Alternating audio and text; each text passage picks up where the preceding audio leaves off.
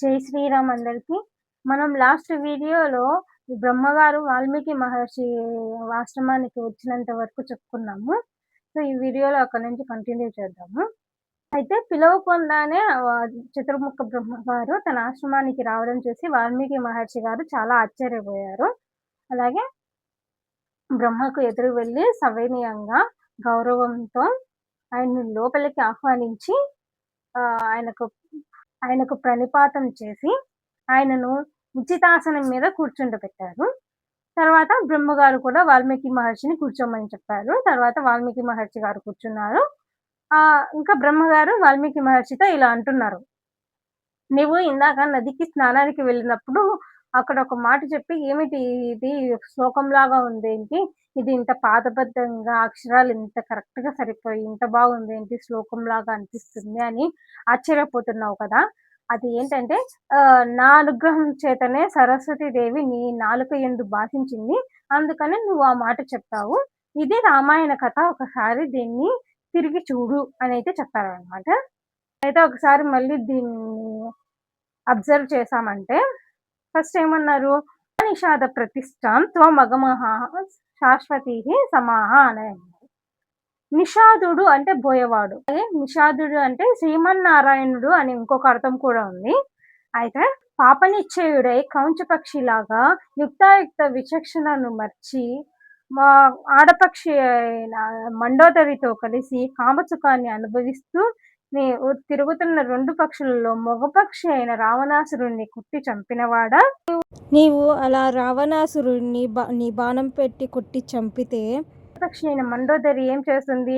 మండోదరి దేవి రావణాసురుడిని కళేబరం చుట్టూ తిరుగుతూ 10 తలలు రక్తం ఒడుతూ పడిపోతే ఆమె ఏడుస్తున్న సన్నివేశం ఇక్కడ వర్ణింపబడింది. ప్రతిష్టాత్వం అంటే నీ కీర్తి శాశ్వతంగా నిలబడుగాక. అలా రావణాసురుడిని కొట్టి తన బాణం పెట్టి కొట్టి చంపినావు శ్రీమన్నారాయణుడా, నీ కీర్తి శాశ్వతంగా ఉండిపోవుగాక అనైతే దీని అర్థం మారిందనమాట. అయితే ఇప్పుడు బ్రహ్మదేవుడు వాల్మీకి మహర్షితో ఇలా అంటున్నారు. నీవు రామాయణ రచన చేస్తానని సంకల్పం చేసి నీవు రామాయణ రచన ప్రారంభం చేయి. నేను నీకు ఒక వరం ఇస్తున్నాను. రహస్యంచ ప్రకాశంచ అంటే నీకు ఎవరెవరు ఎవరి మనసుల్లో ఎవరి గురించి ఏమనుకుంటున్నారో నీకు ప్రతి ఒక్కటి తెలుస్తాయి. రామాయణం అంతా నీకు తెలిసిపోతుంది. రామాయణం భూమండలం మీద ఎంతకాలం ఉంటుంది? ఈ భూమండలంపై ఎంతకాలం నదులు ప్రవహిస్తాయో, పర్వతాలుంటాయో అంతకాలం రామాయణం అనేది చెప్పబడుతూనే ఉంటుంది అని అయితే బ్రహ్మగారు వాల్మీకి మహర్షికి చెప్పారనమాట. అది వినగానే వాల్మీకి మహర్షి చాలా సంతోషపడిపోయారు. బ్రహ్మగారికి సాష్టాంగ నమస్కారం చేశారు. తర్వాత బ్రహ్మగారు బయలుదేరి వెళ్ళిపోయారు. ఇంకా వాల్మీకి మహర్షి తన ఎదురుగుండా నీళ్లు పంచపాత్ర పెట్టుకొని తూర్పు వైపున చివరలు దర్భలు ఉండేలా పరుచుకొని కూర్చొని ఆచమనం చేసి రామాయణ రచననైతే ప్రారంభం చేశారు. ఆయనకు ఒక్కసారిగా రామాయణం అంతా ఆయన లోపల భాషించింది. ఇంకా రామాయణాన్ని స్టార్ట్ చేశారు. పూర్వకాలంలో కోసల దేశం అనే గొప్ప రాజ్యం ఉండేది. దీనిని ఆది చక్రవర్తి అయిన మనువు తన సంకల్పంతో నిర్మాణం చేశాడు. ఆ పట్టణము 12 యోజనముల పొడవు, 3 యోజనముల వెడల్పు ఉండేదట. మార్గములు చాలా విశాలంగా ఉండేవట. దీనికి రాజధాని అయోధ్య. నగర మధ్యలో రాజప్రాసాదం ఉండేది. అందులో దశరథ మహారాజు నివసిస్తూ ఉండేవారు.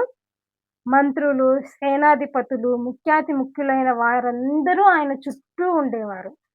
రాజమార్గాల వెంబడి ఎల్లప్పుడూ సుగంధ ధూపం వస్తూ ఉండేదట. ఇంద్రుడు అమరావతిని ఎలా పరిపాలిస్తూ ఉండేవారో దశరథుడు ఆ దేశాన్ని పరిపాలిస్తూ ఉండేవారు. భూమి ఎల్లప్పుడూ సస్యశ్యామలంగా ఉండేది. చెరుకు, ధాన్యం మొదలైన పంటలన్నీ పుష్కలంగా ఉండేవి. ప్రజలందరూ అపారమైన సంతోషంతో ఉండేవారు. దశరథ మహారాజుకి నిత్య పరిపాలనలో ప్రధానంగా 8 మంది మంత్రులు సహాయం చేసేవారు. వారి పేర్లు దృష్టి, జయంతుడు, విజయుడు, సిద్ధార్థుడు, అర్ధసాధకుడు, అశోకుడు, మంత్రపాలుడు, సుమంత్రుడు. అలాగే 2 పురోహితులు కూడా ఉండేవారు. వారి పేర్లు వశిష్ఠుడు, వామదేవుడు. దశరథ మహారాజు ఎవరికి పడితే వారికి మంత్రి పదవులు ఇచ్చేవారు కాదు. వాళ్ళెంత స్నేహితులైనా సరే వారికి ఈ పదవిని పొందే అర్హత ఉందా లేదా పరీక్షించి మరీ ఇచ్చేవారంట. అలాగే ఆ రాజ్యంలో ఈ ప్రజల్లో ఏ ఒక్కరికి కూడా పరభార్యల మీద దృష్టి అయితే ఉండేది కాదు. అందరూ ఎంతో ధర్మబద్ధంగా ఉండేవారు. ఇన్ని ఉన్నా ఒక లోటైతే ఉంది. దశరథ మహారాజుకి సంతానం లేదు. ఆ బాధ ఆయనను మిక్కిలి క్షోభపెడుతుంది. ఆయనకు 60,000 సంవత్సరాలు దగ్గర పడుతున్నాయి. అయితే ఆయన ఇప్పుడు సంతానం కొరకు అశ్వమేధ యాగాన్ని చేయాలని అయితే సంకల్పం చేశాడు. ఇంకా సుమంత్రుడిని పిలిచి దశరథ మహారాజు ఇలా అంటున్నారు. నేనైతే సంతానం కొరకు అశ్వమేధ యాగాన్ని చేయాలనుకుంటున్నాను. మీరు వెంటనే వెళ్లి వశిష్ఠుడిని, వామదేవుడిని ఇంకా ఇతర పురోహితులందరినీ వెంటపెట్టి తీసుకొని రా అనైతే దశరథ మహారాజు చెప్తారు. అలాగే ఇంకా సుమంత్రుడు వాళ్ళందరినీ తీసుకొని వస్తారు. అప్పుడు దశరథ మహారాజు వారందరితో నేను ఇలా సంతానం కోసం అశ్వమేధ యాగం చేయాలి అనుకుంటున్నాను. మీరు దగ్గర ఉండి ఏ ఆటంకము రాకోకుండా దీన్ని బాగా జరిపించాలి. శాస్త్ర ప్రకారంగా యాగం ఎలా నిర్వహించాలో అన్నీ అలాగే జరగాలి అని అయితే దశరథ మహారాజు చెప్పారు. ఇంకా వారు కూడా తప్పకుండా యాగం బాగా జరుగుతుంది. మీకు సంతానం కూడా కలుగుతుంది అని అయితే చెప్తారు. తర్వాత దశరథ మహారాజు యాగానికి కొంతమంది బ్రహ్మ రాక్షసులు కూడా వస్తారు. మీరు చాలా జాగ్రత్తగా ఉండాలి అని చెప్తారు. బ్రహ్మ రాక్షసులంటే ఎవరైతే యాగం చేసే బ్రాహ్మణుడు సద్బుద్ధితో ఉండకోకుండా ఏదైనా దుర్బుద్ధితో ఉండి యాగాన్ని చేసినట్లయితే అలాంటి వాడు నెక్స్ట్ జన్మలో బ్రహ్మరాక్షసునిగా పుట్టి ఇంకెక్కడన్నా యాగం జరిగేటప్పుడు అక్కడికి వెళ్ళి అక్కడ యాగం చేసే వాళ్ళు ఏమన్నా దుర్బుద్ధితో ఉన్నారా, ఏమన్నా లోపాలు ఆ యాగంలో ఏదన్నా లోపాలు ఉన్నాయేమో చూసి ఆ యాగాన్ని ధ్వంసం చేస్తారనమాట. సో ఇంకా దశరథ మహారాజు చెప్తారు ఇలా బ్రహ్మ రాక్షసులు కూడా వస్తారు. సో మీరు చాలా జాగ్రత్తగా ఉండాలి. ఏ లోటుపాట్లు లేకోకుండా యాగం అయితే జరిపించాలి అని చెప్తారు. ఇంకా వాళ్ళు కూడా ఏ లోటు రాకుండా యాగాన్ని జరిపిస్తాము అని చెప్తారు. ఇంకా వాళ్ళ దగ్గర సెలవు తీసుకొని సంతోషంగా దశరథ మహారాజు అంతఃపురంలోకెళ్ళి వాళ్ళ ముగ్గురు రాణులతో ఇలా చెప్తారనమాట. దశరథ మహారాజుకి చాలా మంది భార్యలు ఉంటారు. కానీ ధర్మపత్నులు అంటే యాగం చేసేటప్పుడు ఎవరైతే పక్కన ఉంటారో వాళ్ళని ధర్మపత్నులు అంటారు. ఆ పట్టపు రాణులకి అంటే కౌసల్య, సుమిత్ర, కైకేయి వీళ్ళ ముగ్గురితో అయితే దశరథ మహారాజు ఇలా అంటారు. నేను సంతానం కొరకు అశ్వమేధ యాగాన్ని చేయాలనుకుంటున్నాను. కూడా దీక్ష స్వీకారం చేయండి అని అయితే దశరథ మహారాజు చెప్పారనమాట. తర్వాత ఇంకా అంతఃపురం లోపలికి వెళ్ళిపోయారు. ఆయన లోపలికి వెళ్తున్నప్పుడు సుమంత్రుడు కూడా దశరథ మహారాజు వెనకాల వచ్చారు. ఆయన ఏకాంతంలో ఉన్నప్పుడు సుమంత్రుడు దశరథ మహారాజునితో ఇలా అంటున్నారు. మహారాజా నేను మీకు ఎప్పటి నుంచో ఒక విషయం చెప్పాలనుకుంటున్నాను. ఇప్పుడు సందర్భం వచ్చింది కాబట్టి నేను మీతో ఈ విషయాన్ని చెప్తున్నాను. పూర్వకాలంలో సనత్ కుమారుడు కొంతమంది ఋషులతో చెప్తుండగా నేనైతే ఇది విన్నాను. త్రేతాయుగంలో ఇక్ష్వాకు వంశంలో దశరథుడు అనే ఒక రాజు జన్మిస్తాడు. ఆయనకి సంతానం ఉండదు. ఆయన సంతానం కొరకు ఒకరోజు అశ్వమేధ యాగంని జరిపించాలనుకుంటారు. ఆయన అశ్వమేధ యాగాన్ని జరిపిస్తారు. ఆయనకి కుమారులు పుడతారు. కాకపోతే ఈ అశ్వమేధ యాగానికి ఋష్యశృంగుడు అయితే రావాల్సి ఉంటుంది. ఆయన వచ్చి అశ్వమేధ యాగము, పుత్రకామేష్టి 2 జరిపిస్తే ఆయనకి కుమారులు జన్మిస్తారు అని సనత్ కుమారుడు ఒకసారి ఋషులతో చెప్తుండగా నేను విన్నాను. ఇప్పుడు ఆ ఋష్యశృంగుడు పక్క రాజ్యంలో ఉన్న అంగరాజ్యంలో అయితే ఉన్నారు. మీరు వెళ్ళి ఆ ఋష్యశృంగుని వెంట పెట్టి తీసుకొని రావాల్సింది అని అయితే సుమంత్రుడు దశరథ మహారాజుకి చెప్తారు. అయితే దశరథ మహారాజు సుమంత్రుడిని అడుగుతారు, అసలు ఆ ఋష్యశృంగుడు అంటే ఎవరు, ఆయన కథ ఏమిటి, ఆయనకి ఎందుకు ఇంత గొప్పతనం ఎలా వచ్చింది అని సుమంత్రుడిని అడుగుతారు. అప్పుడు సుమంత్రుడు దశరథ మహారాజుతో ఋష్యశృంగుని గురించి చెప్తున్నారు. పూర్వకాలంలో విభాండక మహర్షి అని ఒక మహర్షి ఉండేవారు. ఆయన చాలా కాలం తపస్సు చేసిన తర్వాత ఒకరోజు స్నానం చేయడానికని ఒక సరోవరం వద్దకు వెళ్ళారు. ఆయన సరోవరం వద్దకు వెళ్ళినప్పుడు ఊర్వశి అక్కడి నుంచి వెళ్ళిపోతూ ఆయనకి ఒకసారి దర్శనం ఇచ్చింది. అయితే ఆయన రేతస్థానం నుంచి కదిలిన వీర్యము ఆ సరోవరంలో పడిపోయింది. ఆ సరోవరంలో పడిన వీర్యాన్ని ఒక జింక పట్టి తాగింది. అయితే ఆ జింక గర్భం దాల్చింది.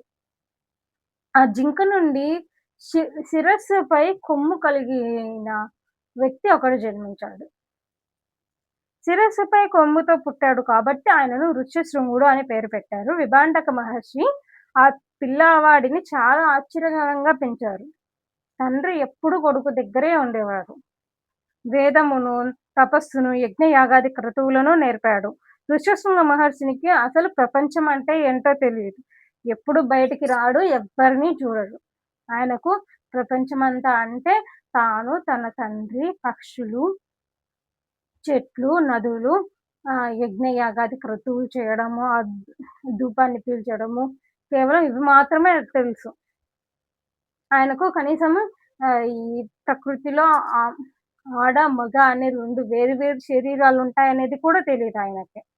ఆ ఆశ్రమానికి పక్కన ఉన్న అంగరాజ్యాన్ని రోమపాదుడు అనే రాజు పరిపాలించేవారు. కాకపోతే ఆయన ధర్మాన్ని తప్పి ప్రవర్తించేవాడు. అలా ధర్మాన్ని తప్పి ప్రవర్తించడం వల్ల ఆయనకి రాజ్యంలో కరువు వచ్చింది. అలా కరువు వచ్చి ప్రజలందరూ కష్టాలు పడుతూ ఉండడం చూసి ఆయన తన తప్పుని తాను తెలుసుకొని ఆ రాజ్యంలో ఉండే పురోహితులనైతే రోమపాదుడు పిలిపించి, నేను ఇలా ధర్మాన్ని తప్పి ప్రవర్తించాను. నా తప్పు నాకు తెలిసొచ్చింది. ఇప్పుడు ఈ రాజ్యంలో వర్షాలు పడాలి. దానికి నేనేం చేయాలి అని అడుగుతారు. అప్పుడు వాళ్ళు ఋష్యశృంగ మహర్షి మన రాజ్యంలోకి అడుగు పెడితే మనకు వర్షాలు పడతాయి అని చెప్తారు. అప్పుడు రోమపాదుడు సరే అయితే వెళ్లి మీరు ఋష్యశృంగ మహర్షిని తీసుకురండి అని చెప్తారు. అప్పుడు పండితులు అది బాబోయ్ మీరేమో చాలా ఈజీగా చెప్పేశారు. వెళ్లి ఋష్యశృంగుడిని తీసుకురండి అని చెప్పి అదేమంత ఈజీ కాదు. ఆ విభాండక మహర్షికి తెలిసిందంటే కోపించి అందరిని శపిస్తారు అని అంటారు. అయితే అప్పుడు రోమపాదుడు ఇప్పుడు ఏం చేయాలా అని బాధపడతారు. అయితే ఆ పండితులు అంటారు మనకొక మార్గం అయితే ఉంది.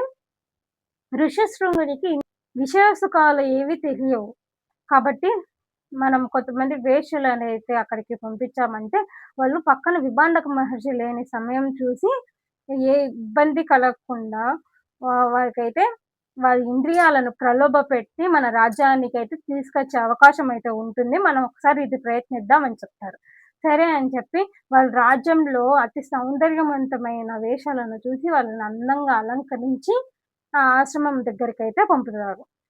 అప్పుడు వారు విభాండక మహర్షి ఎక్కడ ఆశ్రమంలో ఉంటారేమో అని భయపడి ఆ ఆశ్రమం కొంచెం దూరంగా ఉండి అక్కడి నుంచి పాటలనైతే పాడుతూ ఉంటారు.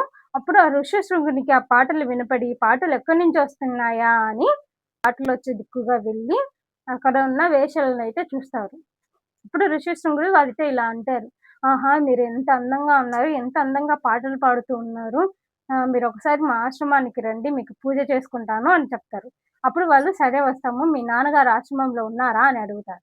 అయితే ఋష్యశృంగుడు లేదు మా నాన్నగారు ఆశ్రమంలో లేరు. బయటికెళ్లారు అని చెప్తే సరే ఆశ్రమానికి వస్తామని చెప్పి ఇంకా ఋష్యశృంగుడు వాళ్ళందరిని ఆశ్రమానికి తీసుకెళ్తారు. తీసుకెళ్ళి అర్ఘ్యం, పాద్యం ఇచ్చి వారి మెడలో పుష్పహారాలను వేసి వారు తినడానికి కొన్ని ఫలాలనైతే ఇస్తారు. వారు ఆ ఫలాలను తిని కొన్ని పిండి వంటలను ఋష్యశృంగునికి ఇస్తారు. ఋష్యశృంగుడు ఇవేంటి అని అడిగితే వాళ్ళు ఇవి ఒక రకమైన ఫలాలు తినండి అని చెప్తే వాళ్ళు తింటే చాలా బాగున్నాయి ఈ ఫలాలు అని ఋష్యశృంగుడు చెప్తారు. మొదట ఆయన నాలుకని ప్రలోభపెట్టారు. తర్వాత ఇంక వీళ్ళు భయపడి ఎక్కడ విభాండక మహర్షి వస్తారేమో అని మాకు చాలా ముఖ్యమైన పని ఉంది. మేము త్వరగా వెళ్ళాలి అని చెప్పి ఇంత అరణ్యంలో నువ్వొక్కనివి ఎలా ఉంటున్నావు ఈ ఆశ్రమంలో అని చెప్పి ఆయనను కౌగిలించుకుంటారనమాట. ఆ చర్య వలన ఈయనకి ఏదో ఒక మార్పొస్తుంది. తర్వాత వాళ్ళు వెళ్ళిపోయిన తర్వాత ఇలా అనుకుంటూ ఉంటారు. ఇన్నాళ్ళు నాకు దుఃఖం అంటే ఏమిటో తెలీదు. అసలు బాధ అంటే ఏంటో తెలీదు. కానీ ఈరోజు ఎందుకో నా మనసు దుఃఖానికి లోనవుతుంది. ఎందుకో బెంగ పడుతుంది. ఎవరిని చూడాలనిపిస్తుంది. నాకు వాళ్ళని కలవాలనుంది అని వాళ్ళని వెతుక్కుంటూ వెళ్తారు. తర్వాత వాళ్ళు కనిపిస్తారు. అప్పుడు వాళ్ళు అంటారు, నిన్న మేము మీ ఆశ్రమానికొచ్చాం కదా! ఈరోజు మీరు మా ఆశ్రమానికి రండి అని చెప్తారు. సరే వెళ్దాం అని చెప్పి ఆ వేశ్యలైతే ఋష్యశృంగుడిని వాళ్ళ రాజ్యానికైతే పిలుచుకొని వెళ్తారు. ఆ రాజ్యంలో జస్ట్ అలా అడుగు పెడతారో లేదో కుండపోత వర్షం అయితే పడుతుంది. అలా వర్షం పడగానే రోమపాదుడు ఇంక పరుగు పరుగున ఋష్యశృంగ మహర్షి వద్దకు వచ్చి నా కాళ్ళ మీద పడి సాష్టాంగ నమస్కారం చేసి మహాప్రభో మీ నాన్నగారి కోపం నుంచి మీరే మమ్మల్ని రక్షించాలి ఇలా చేసినందుకు అని అంటే, నేను చూసుకుంటానులెండి అని చెప్తారు. అప్పుడు ఆయనను అంతఃపురం లోపలికి తీసుకెళ్ళి ధూమపాదుడు తన కుమార్తె అయిన శాంతాదేవినిచ్చి వివాహం చేస్తారు ఋష్యశృంగుడికి. తరువాత కొంతకాలము ఋష్యశృంగుడు ఆ రాజ్యంలోనే ఉండిపోయారు. కథనంతటిని సుమంత్రుడు దశరథ మహారాజుకి చెప్తూ ఉన్నారు. అయితే ఏ మహానుభావుడు అడుగు పెట్టిన వెంటనే కరువులో ఉన్న రాజ్యంలో కూడా కుండపోత వర్షం పడిందో అలాంటి మహానుభావుడిని నీవు వెళ్ళి యాగానికి తీసుకొని రా, వచ్చి ఆయన చేత యాగాన్ని జరిపించు, నీకు తప్పకుండా కుమారులు పుడతారు అని అయితే చెప్తారు. సరే అని సుమంత్రుని సలహా మేరకు అంగరాజ్యానికి బయలుదేరతారు దశరథుడు. అక్కడికి వెళ్ళి 7-8 రోజులు ఉంటారు. కానీ ఎందుకు వచ్చారన్న విషయం మాత్రం చెప్పరు. ఆ 8 రోజుల తర్వాత వెళ్ళి రోమపాదుడి దగ్గరికి వెళ్ళి ఇంక నేను బయలుదేరాలి ఉంది. కాకపోతే నాకు ఒక ముఖ్యమైన కార్యం ఉంది. దానికోసము నీవు నీ కూతుర్ని, అల్లుడిని ఒకసారి నాతో అయోధ్యకి పంపిస్తావా అని అడుగుతారు. అప్పుడు రోమపాదుడు దశరథుడిని గాఢాలింగనం చేసుకొని సంతోషంగా నా కూతుర్ని, అల్లుడిని నీ రాజ్యానికి పంపిస్తాను అని వాళ్ళిద్దరిని పిలిచి మీరు కొన్ని రోజులు అయోధ్యలో వెళ్ళి ఉండవలసింది అని చెప్తారు. వాళ్ళు కూడా సరే అంటారు. ఇంకా దశరథ మహారాజు ఎంతో సంతోషించి ఇలా ఋష్యశృంగుడిని తీసుకొని వస్తున్నాను, దారులంతటా పన్నీరు చల్లండి, ఘన స్వాగతానికి ఏర్పాట్లు చేయండి అని అయోధ్యకి కబురు పంపిస్తాడు.